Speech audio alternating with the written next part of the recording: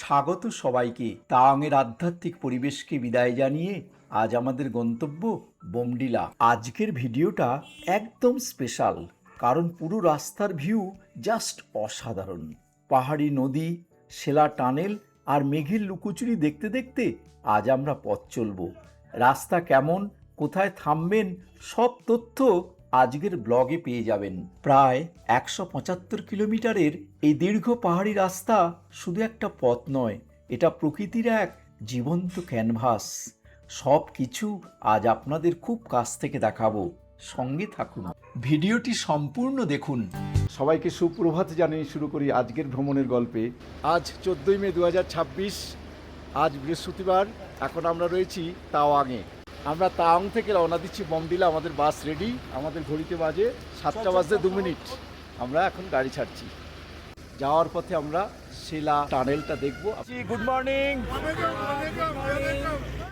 কালকে সারা রাত বৃষ্টি হয়েছিল, আজকেই বৃষ্টি স্নাত এই রাস্তা দিয়ে আমরা তাওয়াং শহরকে ক্রস করে এগিয়ে যাচ্ছি। আমাদের বাস 7টায় ছেড়ে রওনা দিয়েছে। আমরা আজকে সেলা টানেল হয়ে যাচ্ছি বোমডিলা। প্রায় 175 থেকে 180 কিলোমিটার এই দীর্ঘ পথ। আমাদের সময় লাগবে প্রায় 6 থেকে 6.5 ঘন্টা। সকালে যে ব্রেকফাস্ট সেটা সবাইকে এই প্যাকেটে করে দিয়ে দিয়েছে। প্যাকেটে কি আছে সেটা পরে আমরা খাওয়ার সময় আপনাদের দেখাবো। Arunachal public school Tawang. আজ আমরা রওনা হয়েছি অরুণাচল প্রদেশের এক স্বর্গীয় পথ ধরে। এই দীর্ঘ পাহাড়ি পথ শুধু সুন্দরই নয়, একই সাথে বেশ রোমাঞ্চকর। আজকের পুরো যাত্রায় আমাদের সাথে কি কি অভিজ্ঞতা হতে চলেছে তা দেখতে আপনাদের পুরো ভিডিওটি শেষ পর্যন্ত দেখতেই হবে। এখান থেকে বোমডিলা যাওয়ার দুটি ভিন্ন পথ রয়েছে। আমরা যে পথে রয়েছি এই পথটি হলো প্রধান সড়ক। এখানে তাওয়াং থেকে আমরা প্রথমেই পাবো জং বা নুরানাং জলপ্রপাত, সেলাপাস বা সেলা টানেল, জাসওয়ান্তগড়, দিরাং, বোমডিলা। আমরা বোমডিলা যাওয়ার পথে শুধুমাত্র সেলা টানেল দিয়ে যাব, কারণ সেলা পাস হয়ে আমরা তাওয়াং গিয়েছিলাম। এছাড়া নুরানাং জলপ্রপাত আমাদের দেখা হয়ে গেছে, জাসওয়ান্তগড়ও দেখা হয়ে গেছে, দিরাংও দেখা হয়ে গেছে। আর বিকল্প বা অফবিট রুটটি হলো দিরাং পর্যন্ত এসে রূপা, শেরগাঁও, কালাকটং হয়ে বোমডিলা সার্কিটে প্রবেশ করা। এই যাত্রাপথে এই মুহূর্তে আমরা চলে এসেছি তাওয়াং ওয়ার মেমোরিয়ালে। এখানে 1962 সালের ভারত চীন যুদ্ধে শহীদ হওয়া 2420 জন ভারতীয় বীর জওয়ানের স্মরণে এই স্তূপাকৃতির স্মৃতিসৌধটি তৈরি করা হয়েছিল। এখানে একটি সুন্দর ক্যাফেটেরিয়া আছে আর ভারতীয় সেনাবাহিনীর একটি সুভেনির শপও রয়েছে। এই তাওয়াং মেমোরিয়ালের উপর আমাদের আগের ভিডিওতে সমস্ত তথ্য রয়েছে, আপনারা যারা ভিডিওটি দেখেননি প্লিজ একটু দেখে নেবেন। আজকের এই যাত্রাপথের মূল আকর্ষণ হলো সেলা টানেল।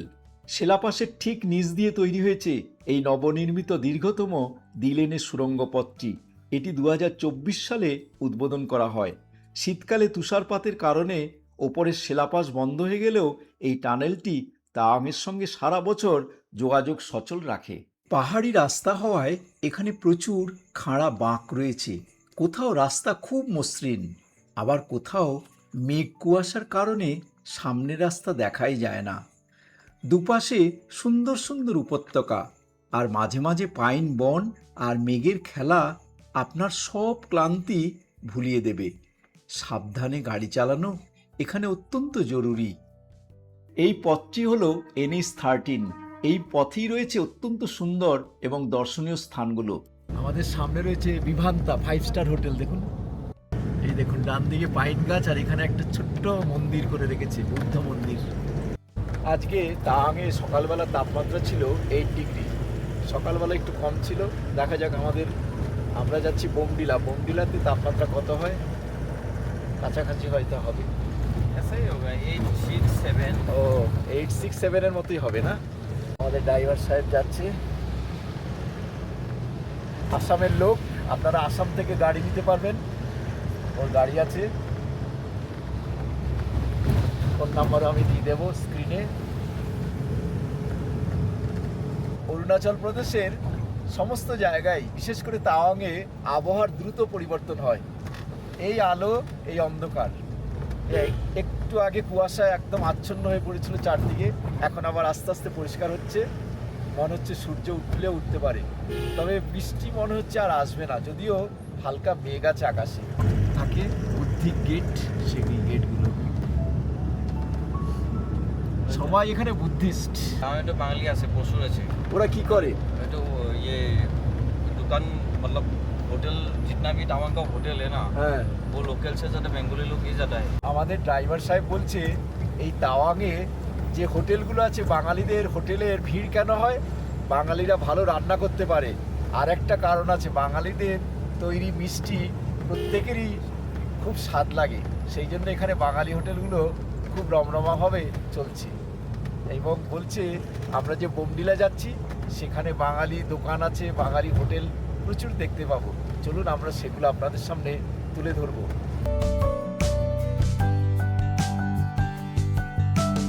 বোমডিলা 155 কিলোমিটার, জং 9 কিলোমিটার।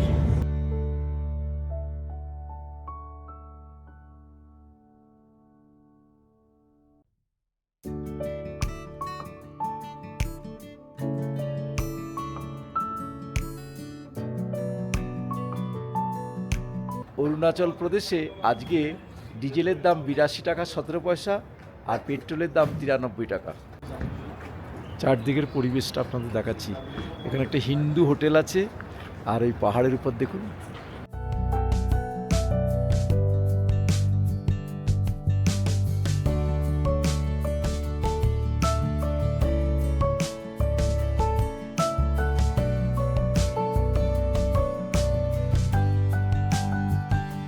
ঘড়িতে সময় 8:25। আমরা এখানে টি ব্রেকের জন্য দাঁড়িয়ে পড়লাম।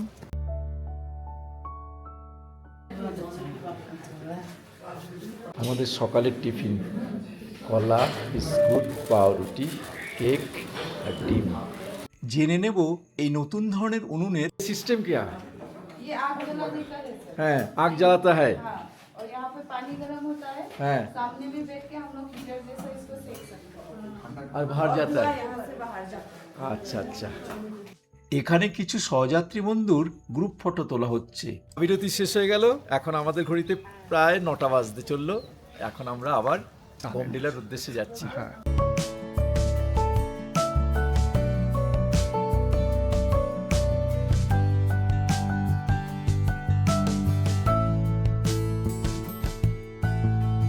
বর্ডার রোড অর্গানাইজেশন রাস্তার মাঝে মাঝে যে মাইলস্টোনগুলো দিচ্ছে, সেই মাইলস্টোনে কি লেখা ছিল? We can build the road anywhere in the world except heaven. হ্যাঁ, মজার মজার কথা লেখা থাকে মাইলস্টোনে, তাই না? হ্যাঁ। এই মুহূর্তে আমরা সেলা টানেলে ঢুকছি। এখানে রয়েছে টুইন টিউব, একটা যাতায়াতের জন্য, অন্যটি এসকেপ টিউব। এই টানেলের ভেতরে এই যে আমাদের ভেন্টিলেশনটা খুব সুন্দর আছে, আর এখানে আপৎকালীন জরুরি ব্যবস্থায় এখান থেকে লোক বার করে নেওয়ার সুবিধা আছে, আর এটা খুবই আধুনিক টানেল। এই টানেলটা 2019 সালে আমাদের প্রধানমন্ত্রী নরেন্দ্র মোদী ভিত্তি স্থাপন করেছিলেন, আর 2024 সালের মার্চ মাসে এই টানেলটি উদ্বোধন হয়। এই টানেল তৈরি করতে খরচ হয়েছিল 825 কোটি টাকা। আর এই টানেলে কখনো বরফ জমে না। এই টানেলটা হওয়ার পরে আমাদের তেজপুরের সঙ্গে এই দিরাং এবং তাওয়াংয়ের যে রুটটা আছে খুবই সুন্দর হয়েছে। আর সবচেয়ে বড় কথা, আমাদের যে চীনের যে সীমান্ত বর্ডার, সেখানে খাদ্য এবং অস্ত্রশস্ত্র পাঠানোর খুবই সুবিধা হয়েছে এই টানেলটি তৈরি করে। এটি বেশি উচ্চতায় অবস্থিত বিশ্বের দীর্ঘতম দ্বিলেনের টানেল। আমরা যাওয়ার সময় সেলা পাস দিয়ে গিয়েছিলাম, এখন সেলা টানেল দিয়ে আমরা ঢুকছি। আমরা যাব বোমডিলা। আর শীতকালে সেলা পাসটা মাঝে মাঝে আটকে যায়, কিন্তু এই টানেল তৈরি হওয়ার ফলে কখনোই জ্যাম হবে না, এখান দিয়ে সবাই তাওয়াং শহরে যেতে পারবে। এই সেলা টানেল তৈরি হওয়ার ফলে দিরাং এবং তাওয়াংয়ের মধ্যে দূরত্ব প্রায় 10 কিলোমিটার কমিয়ে দিয়েছে, আর সময় কমিয়েছে প্রায় 1 ঘন্টার মতো। আর এই টানেলটা খুব সুন্দর জায়গায় তৈরি করেছে, আর টানেলটা দুটো ভাগ আছে। টুইন টিউব টানেলটি 1555 মিটার লম্বা, আর একক টিউব টানেলটি 980 মিটার লম্বা। এখন সেলা টানেলে নামছি। একটা 1.5 কিলোমিটার, এরপর আমরা 1 কিলোমিটার পার করব। টোটাল 2.5 কিলোমিটার ডিস্টেন্স টানেলের। দেখুন পুরো ফগি ওয়েদার। এখানে আমাদের 10 মিনিট টাইম দেওয়া হচ্ছে। আমরা টানেল কিছু টাইম পাস করে ছবি তুলে দেন আবার রওনা দেবো। এই টানেলটি অরুণাচল প্রদেশের পশ্চিম কামেং জেলায় অবস্থিত। এই সেলা টানেল হলো ভূপৃষ্ঠ থেকে 13,000 ফুট উচ্চতায় বর্ডার রোড অর্গানাইজেশন এটা তৈরি করেছে। প্রচণ্ড প্রতিকূল আবহাওয়ার বিরুদ্ধে এই টানেলটা তৈরি হয়েছে। আরেকটা টানেল সামনে আছে 980 মিটার। এই দুটো টানেল নিয়ে এই সেলা টানেল তৈরি হয়েছে। এই টানেলের কাছেই রয়েছে সেলা লেক, সেলা পাস, আর এখান থেকে আপনারা যেতে পারবেন যশবন্তগড় জং জলপ্রপাত, অর্থাৎ নুরাং জলপ্রপাতও এখান থেকে আপনারা দেখতে যেতে পারবেন খুবই কাছে।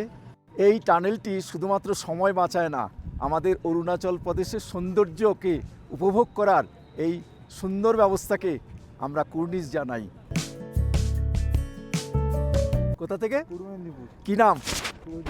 শুভজিৎ। কতদূর যাবে? এই তো তাওয়াং থেকে এলাম। তাওয়াং থেকে এলে? বাহ, তোমরা দুই বন্ধু। তোমার নাম কি বলো? বুদ্ধদেব। একদম বাইকে রাইড করতে কেমন লাগে? ভালোই লাগে। ঠিক আছে। বিশ্বের দীর্ঘতম 1 নম্বর টানেল।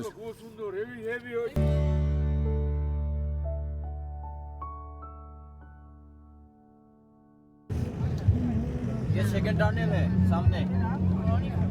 সেলা টানেলের এখানে প্রথম টুইন টিউব টানেলটি শেষ হওয়ার পর একটা লিংক রোড আছে 1200 মিটার লম্বা। সেই লিংক রোড শেষ হওয়ার পর এই দ্বিতীয় একক টিউব টানেলটি শুরু হয়েছে। এটি 980 মিটার লম্বা।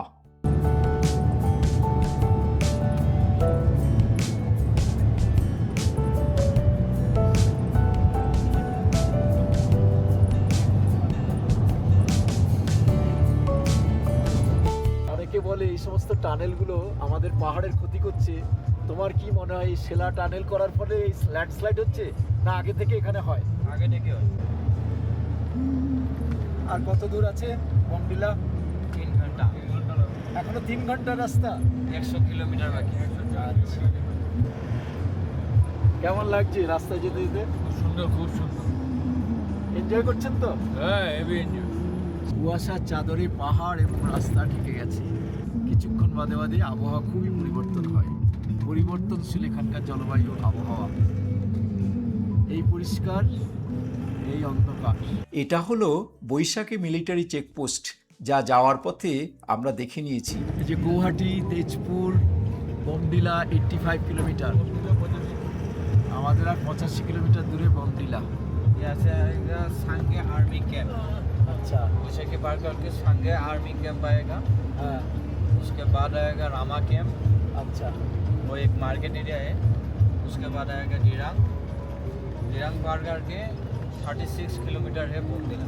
আচ্ছা। দিরাং সে 36 কিলোমিটার। আবার দেখুন কুয়াশা একদম ভর্তি হয়ে গেছে। এখানে আবার কিছু দেখা যাচ্ছে না।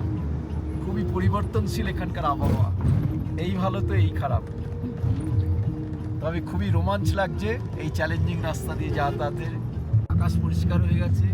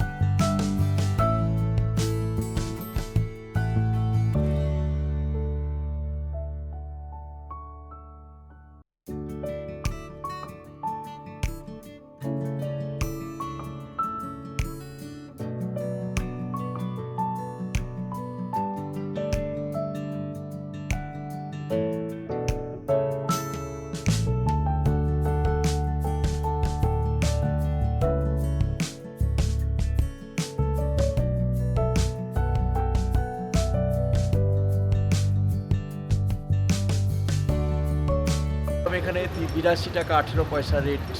ডেন্সিটি 839.8। এই জায়গাটার নাম হলো রামা ক্যাম্প। এখানে পেট্রোলের দাম 92 আর ডিজেলের দাম 82।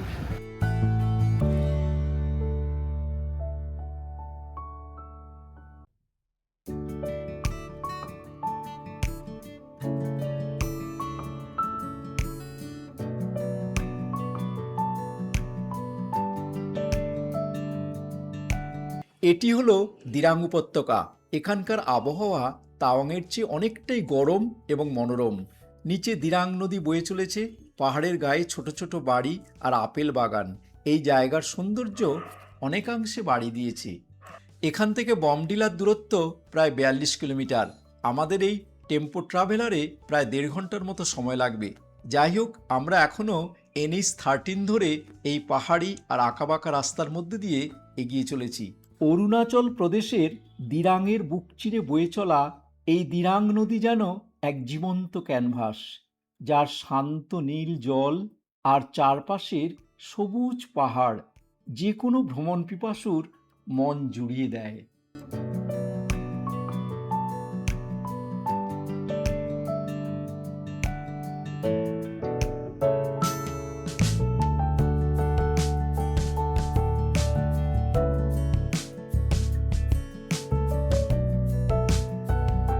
এখন আমাদের ঘড়িতে বাজে 12:30, আর কিছুক্ষণের মধ্যেই আমরা বমডিলায় ঢুকে যাব। আকাশের অবস্থা দেখছি, পুরো কুয়াশায় ঢুকে গেছে চারদিকে।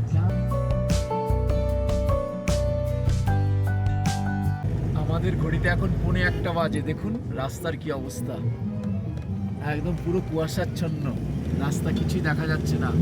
অবশেষে প্রায় 6 ঘন্টার এক রোমাঞ্চকর যাত্রা শেষ করে আমরা পৌঁছে গেলাম বমডিলা শহরে। সমুদ্রপৃষ্ঠ থেকে এটি প্রায় 8000 ফুট উঁচুতে অবস্থিত। আজকের যাত্রাটি আপনাদের কেমন লাগলো কমেন্টে জানান। এই জায়গাটি হলো বমডিলার মেইন বাজার লাইন।